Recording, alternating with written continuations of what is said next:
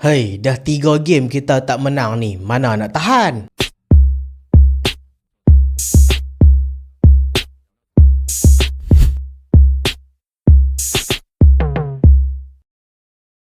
Assalamualaikum dan selamat datang ke Pala Bola United. So dalam video kali ni kita nak buat match rating untuk game Manchester United yang baru je seri dengan pasukan Burnley 2 sama. Ni adalah first game sejak pemergian Ruben Amorim dan ni adalah first game untuk Darren Fletcher sebagai coach interim. Dan kita boleh tengok memang dalam game ni Fletcher gunakan formation yang totally berbeza berbanding Ruben Amorim, yang mana dia gunakan formation 4-2-3-1 ataupun senang cerita lebih kurang macam 4-3-3 jugalah. Tapi beza 4-2-3-1 ni, winger dekat atas tu dia lebih turun ke bawah. Tu je beza dah. So kalau kita nak ulas sikit lah dalam game ni, kalau aku tengok memang nampak perbezaan daripada segi menyerang.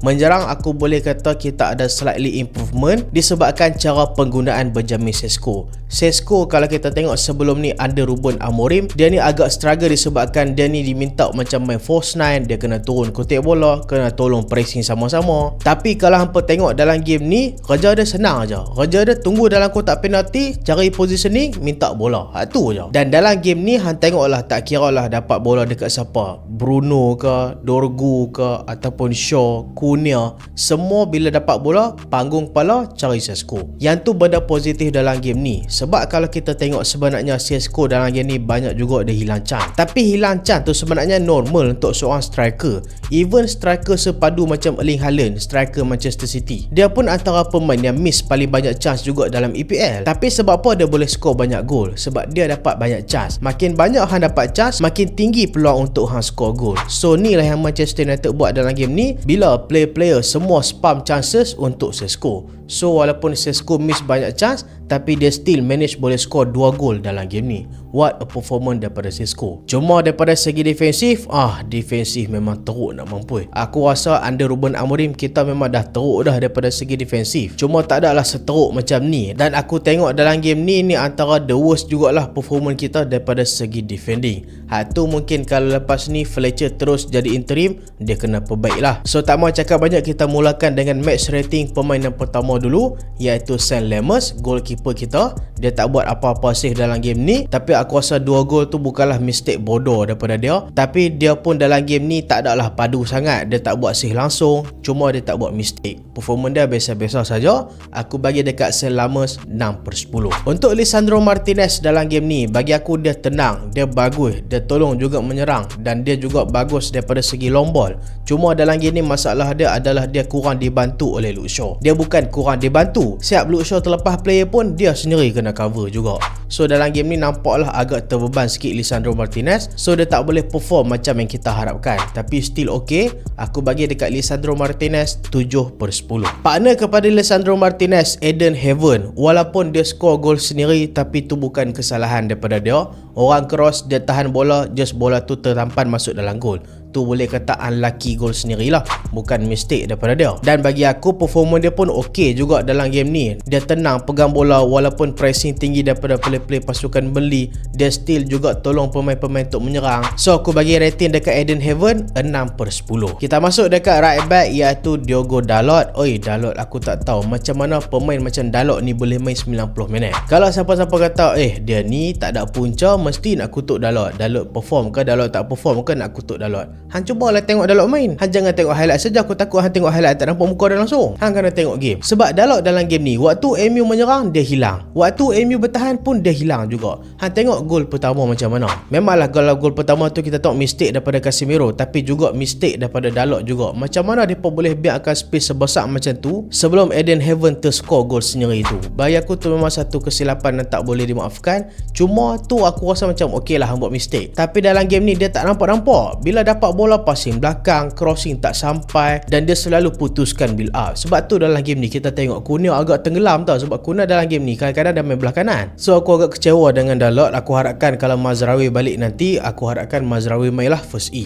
So aku bagi dekat Dalot 3/10. Untuk Luke Shaw pula, Luke Shaw dekat bahagian left back, dia bagi aku kalau waktu dia menyerang memang dia okey. Dia pair dengan Dorgu dekat belah kiri. Depa dua ni lah punca Manchester United banyak attack daripada side kiri tau. Sebab Dorgu dan juga Shaw, depa dua Shaw ada kemampuan untuk buat crossing yang bagus dalam game ni. Cuma Shaw walaupun dia padu daripada segi menyerang, tapi daripada segi bertahan dia sangat-sangat poor. Dia biarkan pemain lepas daripada dia dengan senang. Lepas tu dia tak bagi ketenangan dekat sebelah Lisandro Martinez tu. Martinez asyik duk kena jaga dia saja. So aku rasa disebabkan poor defensif daripada dia, tapi daripada attacking dia okey. Aku bagi dekat Luke Shaw 5/10. Kita masuk dekat defensive midfield pula dalam game ni, iaitu Casemiro. Bagi aku ni pendapat aku rasa ni adalah the worst performance Casemiro pada musim ni. Sebab tiba-tiba aku tengok Casemiro dalam game ni macam Casemiro hak musim lepas tau. Hak yang selalu cok bila dapat bola. Dia tak macam Casemiro yang sebelum ni under Ruben Amorim yang tenang je setiap kali bila dapat bola. Tapi Casemiro dalam game ni nampak terlalu gopoh, lagi-lagi masa ligan bola. On the ball dia tak adalah teruk sangat. Bagi aku still okay. Dia tenang pegang bola, dia boleh create chance untuk teammate-teammate, dia boleh buat link up dengan Bruno Fernandes. Tapi aku rasa kelemahan Casemiro dalam game ni adalah daripada segi agresif. Dia terlalu agresif dalam game ni waktu bertahan. Dalam game ni ada dua pemain yang sangat-sangat jelas waktu bertahan, depa ni sangat-sangat agresif, iaitu Luke Shaw dan juga Casemiro. Depa dua banyak kali tau tinggalkan position depa semata-mata nak api press, lepas tu terlepas bola, lalah kali space yang depa tinggalkan tu kosong, dan space kosong tu lah beli gunakan untuk menyerang MU balik. Tapi itulah aku rasa ni mungkin arahan daripada Fletcher. Maksudnya setiap kali pemain masuk dekat side hang je, hang terus pepam pressing dia. Aku lagi suka Casemiro yang sebelum ni tenang, dia press, dia jaga jarak dan tunggu masa baru dia hampas bola. So aku harap Fletcher kena perbaikilah cara dia gunakan Casemiro dalam game ni, kalau lepas ni dia terus jadi interim. Tapi walaupun aku kata worst performance untuk Casemiro pada musim ni, tak adalah dia teruk sangat, dia still okay. Cuma aku agak kecewa daripada segi defensif tu. So aku bagi dekat Casemiro 6/10. Dia pun kalau tengok dia tak track back pemain yang running behind, buatkan pasukan beli dapat gol pertama mistake daripada Heaven. So untuk Casemiro 6/10. Mana Ugarte dalam game ni dia jadi box to box midfield tau, dan surprisingly dia bagus dengan bola. Selalu bila dapat bola nampak cuak. Tapi dalam game ni dia tak ditugaskan duduk depan defend, dia ditugaskan duduk depan Casemiro. So bila dia duduk depan Casemiro, dia mungkin rasa secure sikit. So setiap kali dapat bola nampak dia lagi confident, nampak dia lagi tenang. Cuma bila sampai dekat atas, dia dah dribble elok ni sampai atas, lepas tu tiba-tiba sampai dekat atas tu kreativiti dia kurang sikit. Aku rasa kalau dia improve dia punya creativity, mungkin boleh function dalam game ni. Tapi bagi aku overall memang Ugarte dalam game ni bagus, so aku bagi dekat dia 7/10. Bruno Fernandes dalam game ni, Fletcher letakkan dia dekat posisi asal dia, iaitu attacking midfield, dan hang boleh tengok betapa padunya Bruno dalam game ni. Walaupun balik daripada injury dan walaupun main tak habis, tapi dalam game ni dia betul-betul padu. Dapat bola dia punya chances kan, dia passing dekat Dorgu sampai, dia passing dekat CSGO sampai,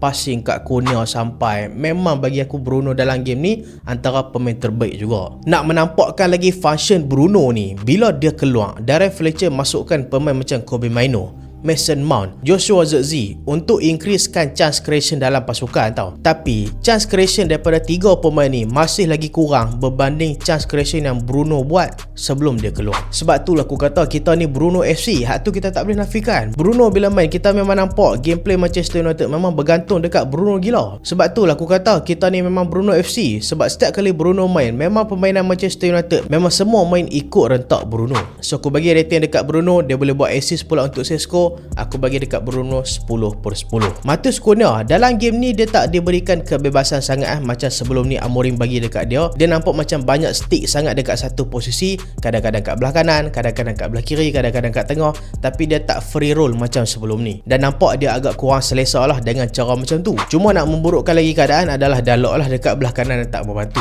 Tapi bagi aku Cunha pun bagus juga dalam game ni. Dia hampir skor dalam game ni, tapi Burnley boleh buat goal line clearance pula. Tapi aku rasa overall okey, aku bagi dekat Cunha 7/10. Patrick Dorgu super performance daripada dia, daripada segi dribbling, daripada segi menyerang, connection dengan pemain-pemain dekat bahagian dia. Bila Shaw main kat situ ke Bruno main kat situ, depa macam dah main lama dah sebelum ni. Dia siap buat assist lagi untuk Benjamin Sesko, crossing yang cukup cantik, tepat dekat Sesko untuk Sesko skor gol kedua. Bagi aku dalam game ni Dorgu juga antara pemain yang paling function untuk Manchester United. So aku bagi dekat Patrick Dorgu 9/10. Okey, kita masuk ke striker kita, Benjamin Sesko. Ni adalah best performance daripada Benjamin Sesko by far. Dan kalau hampa nak tahu, sejak CSGO main dekat Manchester United, ni adalah game yang chance dia dapat paling banyak tau. So memanglah kita kata CSGO sebelum ni tak tajam, dia tak score, tapi sebenarnya dia kurang dapat peluang. So bila pemain Manchester United banyak spam bola dekat dia, dia dapat skor 2 gol walaupun dia miss banyak chance. Hampir-hampir juga skor hat-trick dalam game ni, tapi bagi aku performa dia memang baik dalam game ni, dibantu juga oleh teammate-teammate yang selalu spam bola dekat dia. Aku bagi dekat Benjamin Sesko 10/10. Kita masuk dekat substitution, Leny Yoro. Leny Yoro dalam game ni dia agak agresif bantu menyerang, cuma aku rasa dia okey-okey je, tak adalah padu sangat, tak adalah teruk sangat. Aku bagi dekat Leny Yoro 6/10. Mason Mount, sayang bila dia masuk dalam game ni Fletcher gunakan dia sebagai nombor 6, sedangkan kalau kita tengok kualiti Mason Mount sebelum ni, dia lebih kepada nombor 10 dan juga nombor 8. Dia sepatutnya kena lagi dekat dengan kotak penalti, tapi dalam game ni kalau hampa tengok dia selalu duduk bawah minta bola apa semua. So aku rasa kurang menjadi sikit dan kurang function lah kalau gunakan Mount dekat situ. Senang cerita penggunaan Mason Mount dalam game ni lah tak menjadi. So aku bagi dekat Mason Mount 5/10. Kobe Mainoo masuk dalam game ni nampak solid, tapi dia kena lagi eager lah untuk hantar bola dalam kotak penalti. Jangan lambat sangat, orang duk tunggu tu. So aku bagi dekat Kobe Mainoo 6/10. Joshua Zirkzee, satu benda positif bila Zirkzee masuk dalam game ni, masa dia turun bila dia turun transition play kita cukup laju. Dia dapat bola, dia boleh turn dengan baik. Aku rasa sepatutnya dalam game ni, kalau contohlah Fletcher betul-betul nak menang, patutnya dia letakkan Zirkzee dekat position Mount dekat position Zirkzee. Sebab Mount memang bahaya dalam kotak penalti. Zirkzee walaupun dia besar, dia tinggi, tapi dia tak bahaya dalam kotak penalti. Hang tengok dalam game ni berapa banyak peluang dia dapat dalam kotak penalti, tapi semua dia buang. Tapi setiap kali dia turun nampak dia main elok pula kan. Dalam kotak penalti memang dia barai. So aku bagi dekat Zirkzee 5/10. Kita masuk dekat next sub, Shea Lacey. Oi, Lacey hampir-hampir jadi cameo padu dalam game ni mat. 2 shot dia buat, tapi yang paling penting shot pertama tu hampir-hampir gol. Aku dah celebrate dah, sekali kena palang pula lah mat. Sayang betul lah, tapi bagi aku ni adalah one of the best performance by far untuk Shea Lacey. Sebelum ni masuk kita nampak lah weh, dia ni okey juga kan, tapi dia tak tunjuk sangat. Tapi dalam game ni dia tunjuk, hampir-hampir jadi match winner untuk kita. Dan aku harap lepas ni dia dapat lagi peluang lah. Lepas ni kita akan lawan Brighton dalam FA Cup, dan aku harap dia dapat peluang lah, sebab aku rasa dia kena perform sebelum Ahmad dan Ambomo balik. So kita masuk untuk rating manager pula, Darren Fletcher. Aku puji cara menyerang Darren Fletcher. Memang kita boleh tengok cara menyerang Fletcher simple dan memang DNA Manchester United. Hang dapat bola, hang cari je striker. Tapi daripada segi bertahan memang bermasalah gila dalam game ni. Aku harapkan kalau dia terus jadi interim manager lepas ni, dia boleh improvekan benda ni. Jangan terlalu agresif untuk ligan bola, kena pandai jaga tempo juga. So aku bagi dekat Darren Fletcher 6/10. So itulah video kali ni. Sepatutnya kita menang dalam game ni, tapi itulah memang kita patut skor lagi banyak gol. Tapi aku persoalkan kita patut bolos lagi sikit. Kalau kita bolos sikit, kita skor 2 gol tu pun dah cukup dah untuk kita menang. Apa pendapat hangpa untuk game ni? Hangpa boleh komen dekat bawah. So itulah video kali ni, dan terima kasih sebab tengok sampai habis. Jangan lupa like, jangan lupa share, jangan lupa subscribe. Aku Solehan, Assalamualaikum.